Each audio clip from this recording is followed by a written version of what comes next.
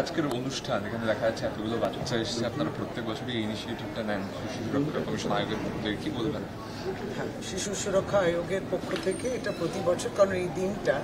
9 June পশ্চিমবঙ্গে ঘোষিত আছে, মাননীয় মুখ্যমন্ত্রী ঘোষণা করেছিলেন শিশু সুরক্ষা অধিকার দিবস। ফলে এই দিনটা পালন করি এবং যারা শিশু অধিকারের পক্ষে কাজ করেছেন, যেমন আজকে প্রায় 6 জন পুলিশ অফিসার, তাদেরকে স্বীকৃতি দেওয়া হয়েছে এবং 3টি আমাদের যে শিশু আবাসিক রয়েছে সেইগুলোকে অ্যাওয়ার্ড দেওয়া হয়েছে যে ভালো কাজ করেছে। আমাদের তো অনেকগুলো আবাস রয়েছে যেখানে তারা থাকেন, অনেকেই নানাবিধ কারণে আমাদের কাছে, যতদিন তাদের অভিভাবক আসছেন আমাদের কাছে, তারা এই হোমসে থাকেন, আমরা তাদের সমস্ত রকমের বিষয়গুলো দেখি, যেমন শিক্ষা, স্বাস্থ্য অবশ্যই, এবং আগামী দিন যাতে আমরা এই বাচ্চাগুলো যাদের কেউ নেই তাদেরকে অ্যাডপশনেও আমরা, অ্যাডপশন যদি কোনো পরিবার, অনেক পরিবার ইচ্ছুক নিতে, তাদের কাছে চলে যায়, কিংবা ধরুন আমাদের কাছেই বড় হলো এবং আমরা সমগ্র ব্যাপারটাই দেখি।